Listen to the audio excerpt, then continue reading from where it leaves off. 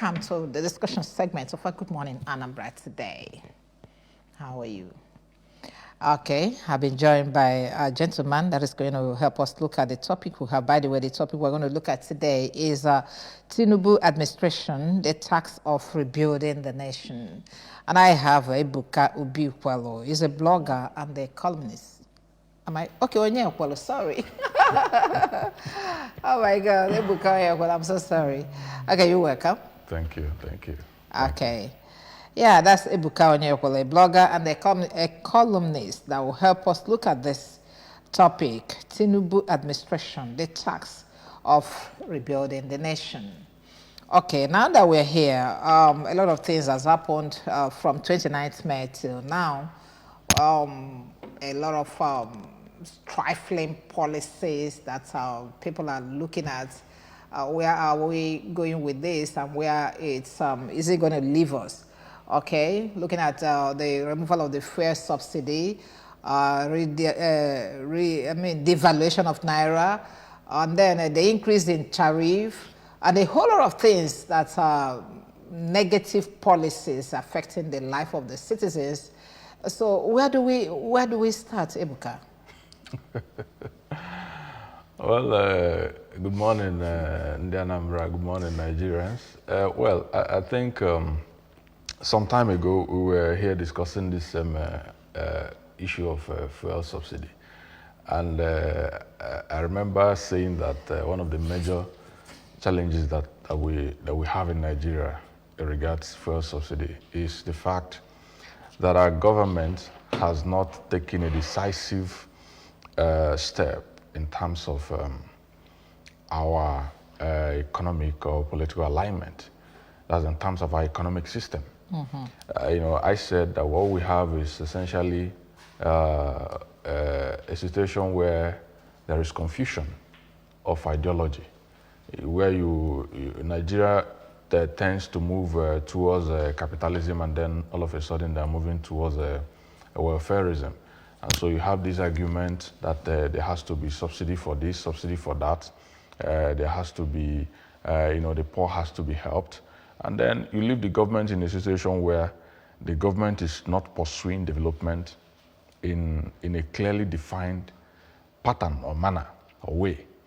Because you cannot pursue development without adopting or creating a sort of a theoretical basis.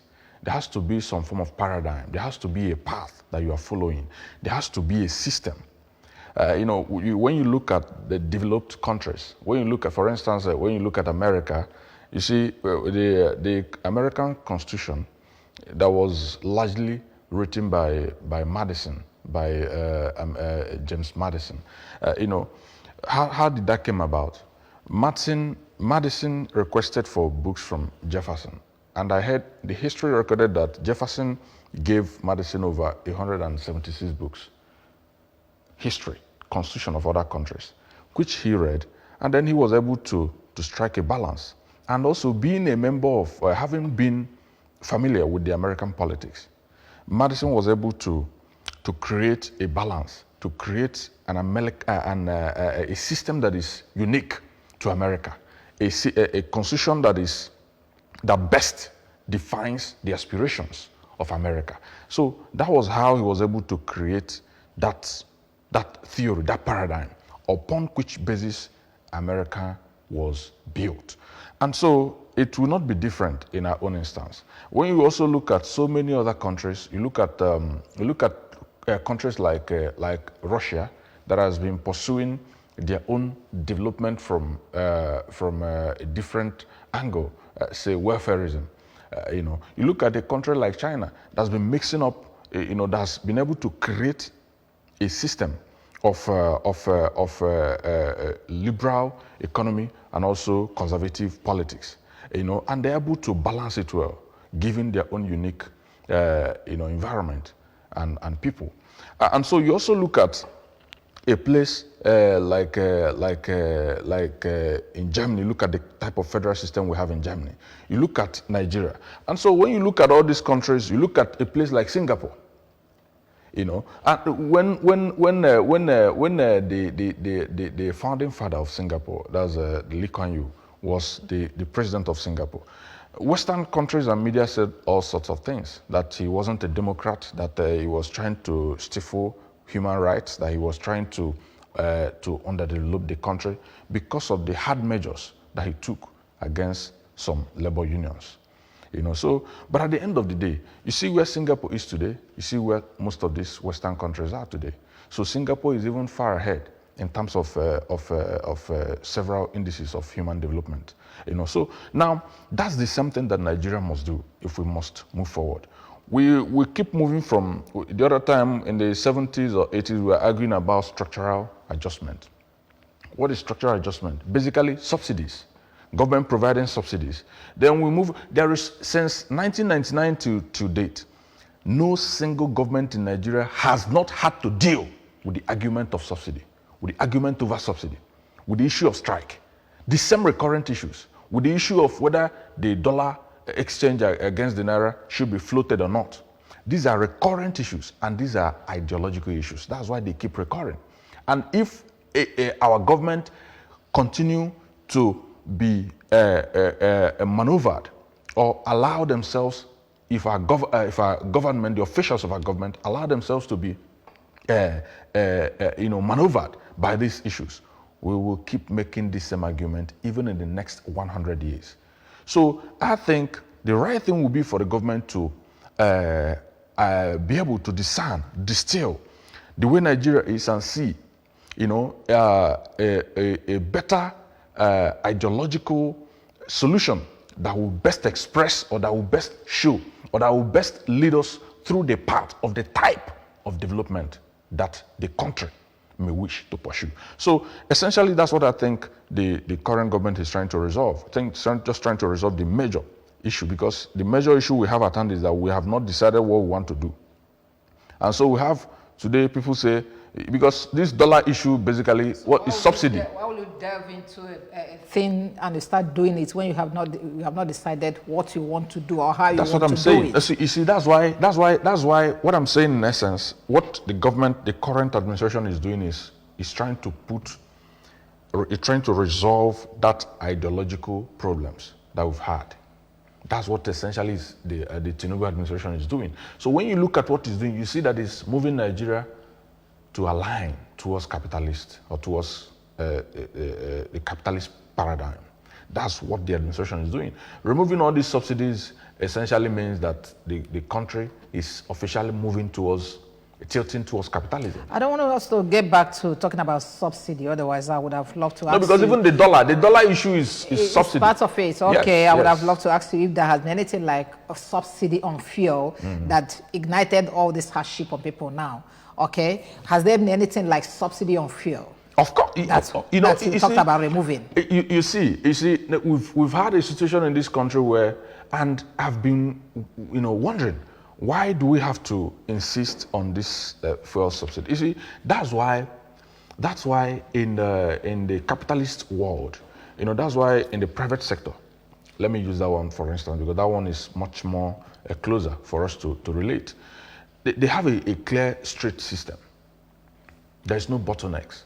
What subsidy does is that it leaves a lot of room for corruption. It leaves a lot of room for embezzlement, for free money. That's what it does. For instance, in Nigeria, you say you are using trillions, how many, about 7 trillion or there are 6 trillion to subsidize fuel. Why? Okay, now, the questions. How many liters of fuel do we consume in Nigeria in a day? We don't know. It's not clear. You see? And so you keep doing this same thing. How many goes out and how many comes in? So it becomes, therefore, you can see clearly that this is just is a kind of a web that's been carefully crafted for people That's why so many of us are asking if there has been anything like subsidy before. Okay, but before now, let's look at what is affecting us directly now. After the removal of the subsidy, we're looking at rebuilding the nation, Nigeria. Okay, naturally, when you say you remove the subsidy, that simply means that's deregulation of this fuel. So, and after the deregulation, do you have the right to come and fix price again? No, I don't. No. Because if you are saying you are moving towards the capitalist paradigm, it means the government's intervention, the government's participation, government involvement in these economic processes is nearly non-existent. So I think the NMPC has explained under its former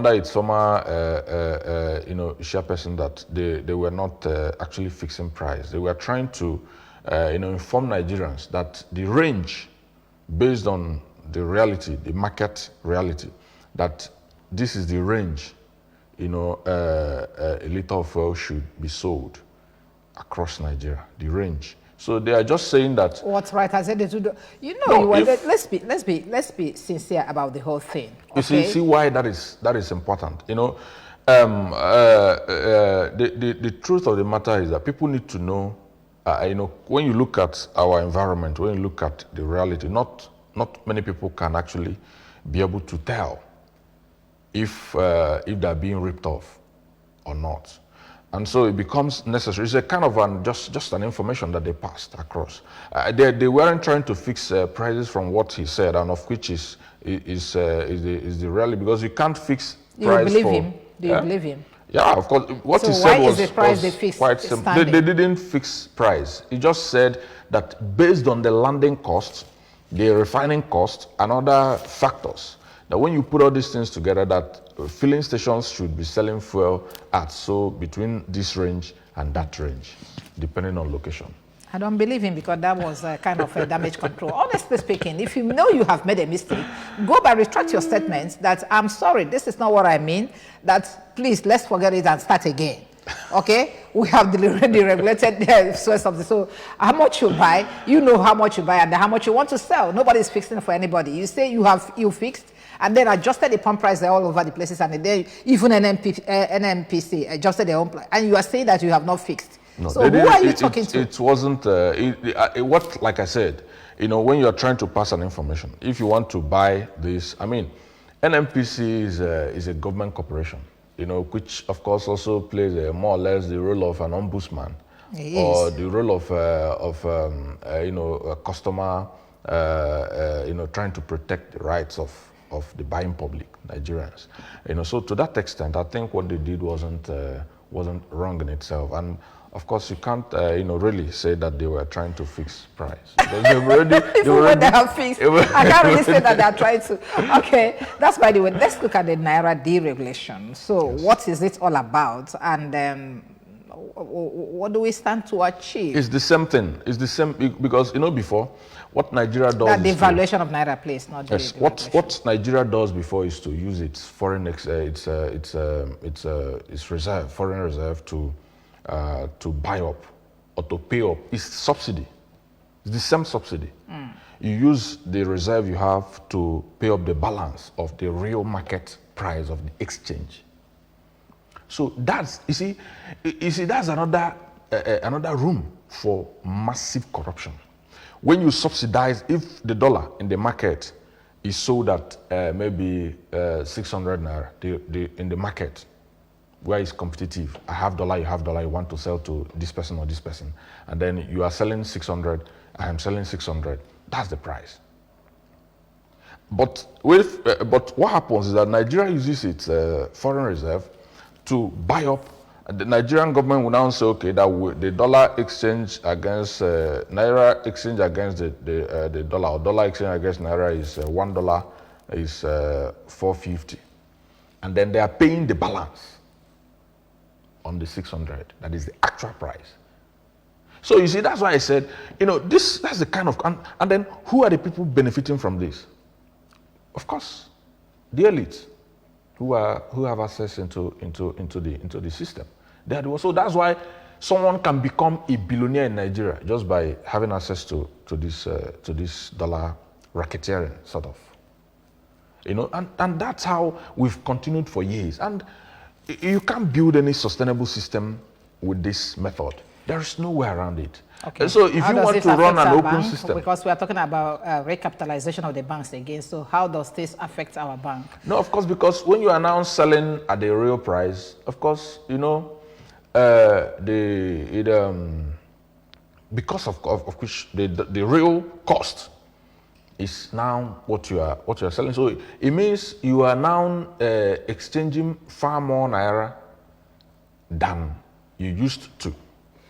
Because if the government was paying the balance of almost about 200 naira or so, almost 200 naira, to stabilize using our foreign reserve to do that, to stabilize the dollar, it means you are the real people are now paying it. So more money is leaving the bank, depending on the. That's why they are also putting restrictions on the things that you can exchange, the things you can import into Nigeria.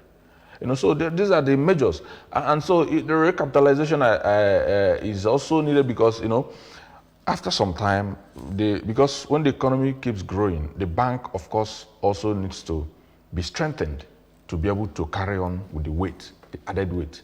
So naturally, the recapitalization is required. I think after something, I think I'm not very sure, but I think the law also requires that after some years they need to, you know, up. You know, when it was started by the governor of Anambra State, Professor Soludo, the next thing, Sanusi was the person that also required the banks to up their game and increased the recapitalization, funds. You know, so I think that's something that is happening here. So we need to have stronger banks that will have the capacity to fund the type of economic revolution that we are anticipating. So it's necessary. There is no way you can fund the type of economic revolution that we are expecting if you are not formidable, if you cannot compete as a financial institution, you know, in the global stage. So that is what is happening. Okay, so where does it leave the economy generally? Well, for the time being, a lot of adjustments will have to, people will have to adjust. If you used to pay 200 and something naira for a liter of fuel before, now you are paying 500 and something naira for the same liter of fuel. Naturally, of course, requires a demands adjustment. But also, it's also very important. I've made this argument for years. If government is saying that people should make sacrifices, because that's what it is. Even though people erroneously believe that the fuel subsidy was for them, but actually it wasn't for them. The people that benefit from fuel subsidy, I mean, even my friend Okabu advanced the same argument just a few days ago. People who benefit from people who benefit from fuel subsidy are the wealthy people, because they're the ones that drive all these big vehicles, 8 plugs, massive fuel-consuming vehicles. So does the increase stop them from driving it? Well, and they're also the ones that move in convoys. The masses. No, it doesn't move them, because if you now let me tell you. You see, the problem with Nigeria remains data, and we keep saying you are just changing the masses. You are killing them. How about the government using? Do you know 6-7 trillion naira what you can do for the economy? Why not the government having maybe a fund, a pool of fund where even half of this money, 3 trillion or 4 trillion, is dedicated to granting scholarships to the lowest people at the lowest cadre of the economic rungs? Can't we do it? Why must it be subsidy? So that's the real way to pull people out of poverty. Not when you are subsidizing fuel, you just go and buy. What would that do? How would that change the fortune of a poor household? It has a lot of way. It does. Because if you are, if you're an artisan and you are using this to do your mechanic work or using lights or, using fuel to do this, and now that it's this way, you can't meet up. You see, if they are pumping your tire at 200 naira and then you go, they say it's 400 naira, you will park one of the cars at home. Or you will be walking and that person will be out of job. Because it doesn't see fuel to work. See what I'm saying? A whole lot of way to affect the poor masses. You see, in reality, really, it doesn't work this way. Like I said, people are just, trying to adjust to the new reality, which, of course, everyone, including myself, everyone is trying to adjust. But also, it's imperative that even government official and the government itself will also need to adjust and also show us good cause to believe that they've adjusted or that they are adjusting by cutting down, cost of governance and also trying to use this money to invest in more viable programs, like in Singapore, when they removed some of these subsidies. What they did during Lee Kuan Yew time was that they used the money to invest in low-cost housing for people that need it, and then invested in education so that people can have. And do you see this Nigerian government doing that? Of course. It's possible. Why not? No, I didn't ask whether it is possible. Yeah. I said, do you see this present administration investing or diverting this money to other areas where it will benefit the masses? No, that is, as we are talking, there is a multi-level stakeholders discussion on this whole issue. Where the part of the demands from Labour is saying that they should increase minimum wage to 200,000 naira. Among so many other demands. So, but they're having a fruitful conversation so far. And of course, at the end of this, we'll see the policy direction. We'll see where they are going with it. So when you remove, it's better you remove subsidy of 6-7 trillion, and maybe use half of it to create a pool of funding or scholarship or some other thing that will really pull people from poverty. There has to be a program that if that in the next 5 or 10 years, then this household should be able to move from this level to this level, to a higher level. To a higher level, yes. Not going down, because a lot of households are going down so now. That is why some of these sacrifices are necessary. Because why am I even saying all this? The bulk of the money used for some of these subsidies go into private pockets. The bulk of the money. And so that is why you cannot even make any kind of progress with this system. It's just not possible. Because if you are using a whole 7 trillion naira to subsidize a PMS, my God, and you cannot even tell how many liters of fuel we consume in a day in Nigeria, that's fraud. It's from the root. When you can't tell how many liters of crude oil that you move out and then how many that comes back. Okay, how can you tell how many that is being consumed? So that is precisely what we are talking. That's the problem. So, so for you to be able to deal with that situation, you have to cut it off. You have to remove it. You must remove it. When you remove it, now everybody knows that it is not business as usual. You have to intentionally remove it. Yes. And not just removing it because you feel you heard people saying that it should be removed. Whatever measure. You see, that's why politics. When you want to take a significant leap forward, want to make a real impactful decisions, you have to start with those hard decisions. I mean, real impactful governance. Okay. You have to start with hard decisions. All right, talking about hard decisions. What decision have this present government taken on security of lives and property in this nation? Of course. Is it part of a hard decision? Why not? So far, the government has also, appointed. I mean, that's as expected, changed the service, chiefs, and many of them just resumed work 2-3 days or so ago, and so maybe from this week we'll begin to, and of course there are rising, security issues in Kwara, in Kaduna. And in so many other parts of especially northern region of Nigeria, but within the week we expect to see what they are up to, in terms of their strategies or approach to this security challenges. Okay, but as an analyst, what do you expect? What do you expect? How do you expect the present government to tackle insecurity in this nation? Well, it does appear, like you said, that the thing is on increase. Just was it yesterday I read from the social media what happened at the Izombe, about over 50 people died, and then that of the Sokoto where ISWAP and then Boko Haram. Yes. It's a rising. Serious rising issue of very intense concern.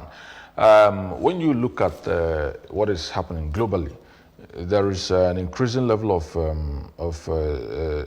structural breakdown, security structure, breakdown of security structure.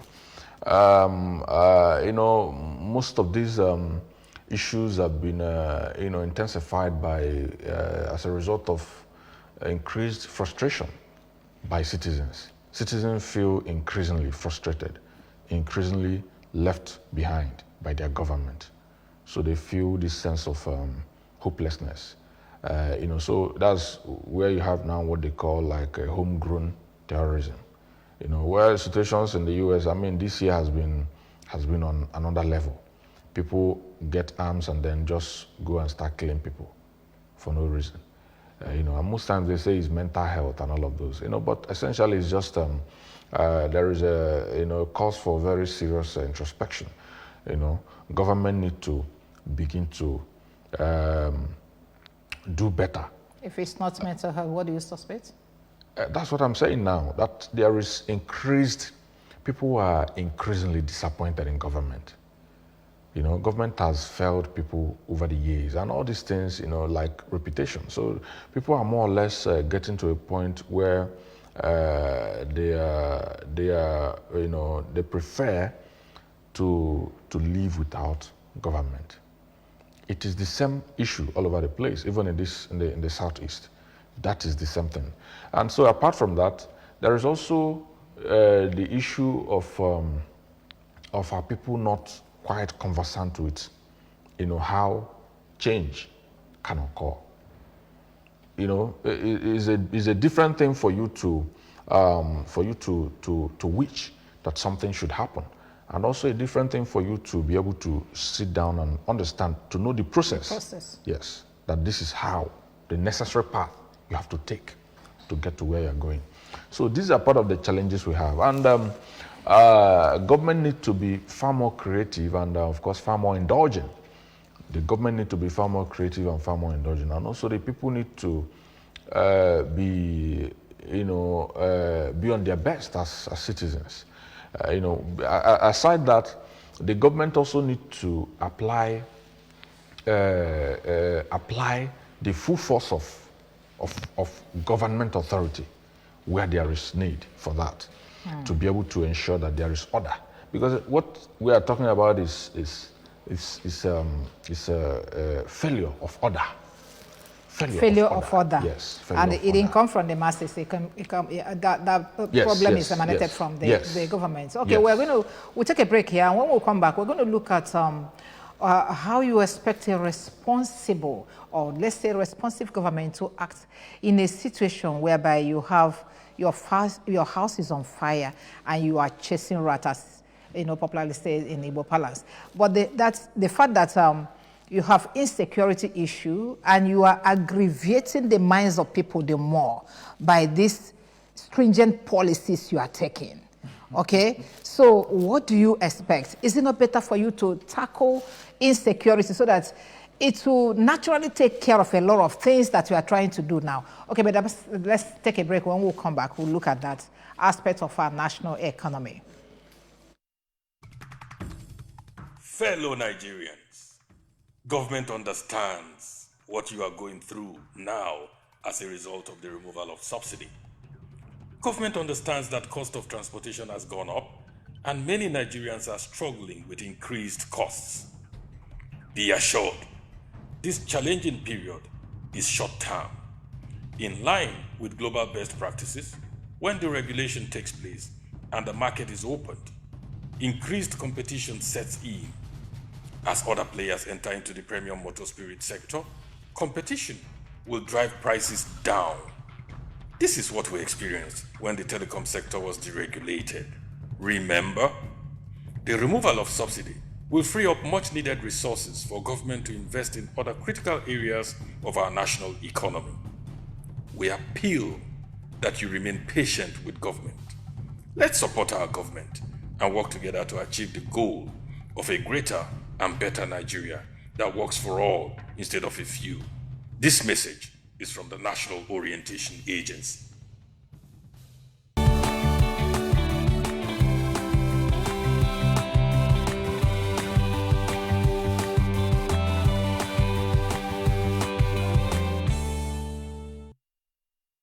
Okay, welcome back. It is still Good Morning, Anna Brown. We're looking at how this nation will be rebuilt in the Tinubu administration. And you can now join the discussion wherever you are using the phone line on your screen to make your own contribution. Let's see how we're going to get ourselves out of this trouble. Yes, it's a trouble because a lot of us are complaining that the policies that are churning out is against the masses. And everybody is feeling the heat. Okay, the husbands are killing their wives, beating the pregnant women, beating them to stupor. What is the problem?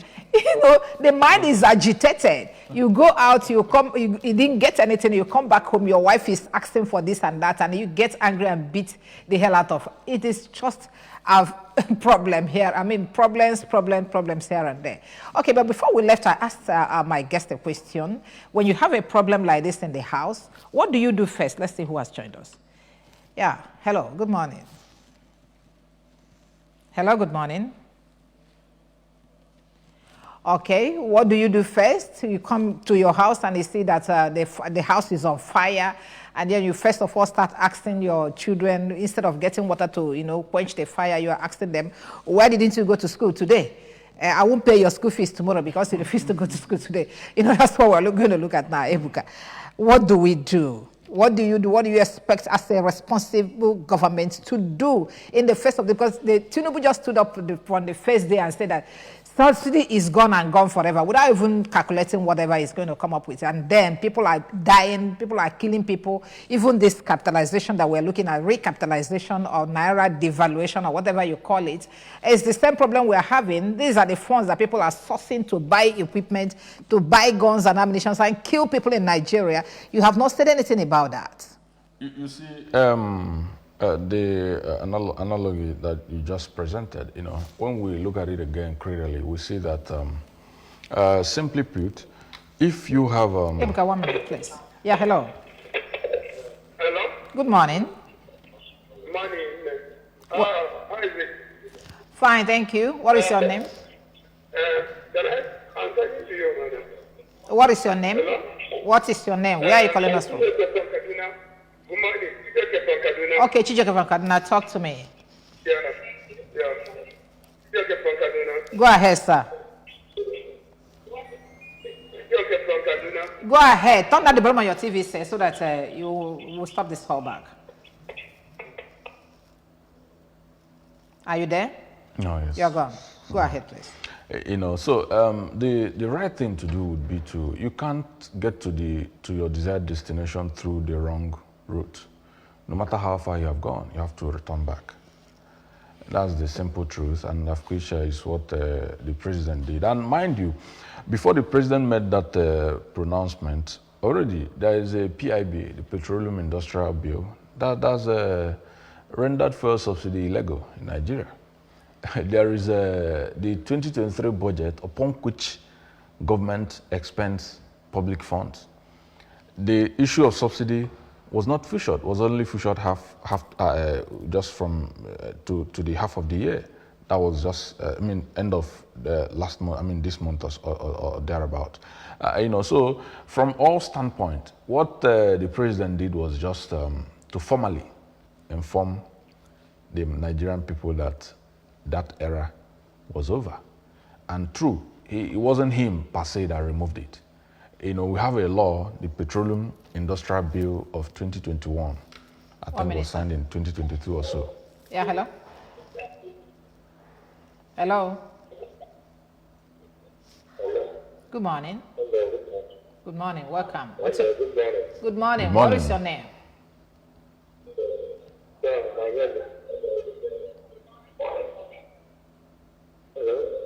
You know, we will always have, I'm so sorry, I have to drop you now to give that instruction. We always have this problem if you leave a volume on your TV set or your phone while you are making this call, okay? Try to remove it, use the remote control, you know, press the mute. Otherwise, we'll keep having problem of this back. Yeah, you talk, I won't hear, I talk, you will not hear. Okay, let's have a good conversation. Thank you very much. Go on, Ebuka. You know, so that's how to you know, to do government. You have to be bold about it. When you realize, you know, that's why I said that this you know, claims that fuel subsidy is for the poor is actually not true. It's not for the poor. It's for the rich. The rich are the people that make money from the process. The bulk of the fuel are not even sold in Nigeria. They are not sold in Nigeria. They are sold in neighboring countries. They are sold in neighboring. So you subsidize fuel, use Nigerian money to pay for fuel, and then the fuel you paid for somehow it's not consumed. It's not in Nigeria. They are sold in neighboring countries. So why should we continue to do that? Why should we continue to do that? Okay, we're looking at how to build this nation, and then while you are building the nation, remember that you are building it for the people, and the people you are building the nation should stay alive to enjoy the nation you are building. That is exactly what we're saying. So, what do you expect? As me, you are the president, Ebuka. What will you do to ensure that people don't feel this hardship that has been, you know, leveled on everybody now, as you carry out your policy, which of course, like you said, is for the good of the masses? Yeah, hello, 1 minute.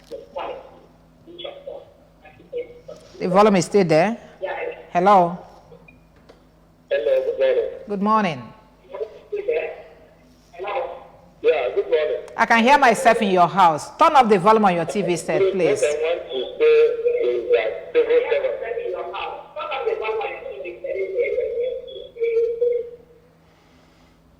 Okay. Hello? I'm still here. Hello? I'm here waiting. Let him go ahead now. What I'm saying, my name is Thomas.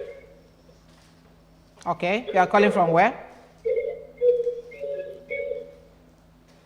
You're taking a lot of time. From Oka. Okay, make a contribution. Make it fast. You're taking a lot of time. Civil servants are suffering. Civil servants, we are suffering. Civil servants, we are suffering. 30,000 minimum wage is nothing for civil servants. Okay. Transport to go to work is problem. And they expect us to come work every day. Please, tell federal government, let them give us 200,000 naira at the minimum wage. Okay. I will tell them. Thank you very much, sir. Thank you, Collins. Okay. Yeah, go ahead. You see, the problem again, we are talking about paying 200,000 naira as minimum wage. And we had a situation we have, because it's not in the past, it's in the present. So we have a situation in Nigeria where even the minimum wage of 30,000 naira is not being complied with by state government. Just what I wanted Because to say. Are they paying you realities. 30? They're not even paying you the 30. That's what I wanted to say. In fact, many state governments are no longer able to pay civil servants. You know, and you are, I mean, the only thing I would say is that it not born out of corruption? Why won't you be able to pay civil servants? Is it that you don't generate money, or you don't receive your? You see, Nigeria is in a very deep crisis. I must say this. We don't have enough money to continue to maintain the type of lifestyle that we've maintained over because the years. The money is in the hands of few. Not necessarily, because the realities have changed. The realities have changed. This resource cost theory or paradigm explains this to a great extent. People want money for just a little or nothing, and that's how it has continued to go on for so many years. And government has also missed opportunities to invest in critical infrastructure. And so we just take the petrodollar money and, we flex the money. And then today, we have nothing to fall back on. Okay. 1 minute. Yeah, hello? Hello, good morning. Good morning, sir. Welcome. Yeah, how are you doing? I'm Samuel calling from Macaulay, Benue State. Samuel, you're welcome. Thank you. I'm doing well. Yes. We are talking of subsidy removal, and we have not talked of corruption removal in Nigeria, which has eaten deep into every government parastatal. We are not talking of, at the end of the day, if this money removed from subsidy finds its way into individual pockets, what is the guarantee that Nigeria will be better? They have not itemized what they are going to use that money for. At the end of the day, it may be a mess. So the government should be able to tell us the areas they are going to invest this money from the subsidy. Not to tell us that it will be better. How? What are the things that they want to do? Where, basically, is it health? Is it education? Is it infrastructure? What type of infrastructure? Is it road? Is it what do they want to use that money? They should tell us. If not, at the end of the day, corruption will still circle that money and back to their pocket. Thank you very much. Thank you. Thank you very much, bros. You see, that's a legitimate concern. I asked that question. Yes, that's a legitimate concern. And, like I said, that's why I think they have a multi-level stakeholders, conversation around what, to have a concrete agreement about what precisely or where precisely the money, from the saved from the subsidy removal will go into. And like I suggested, low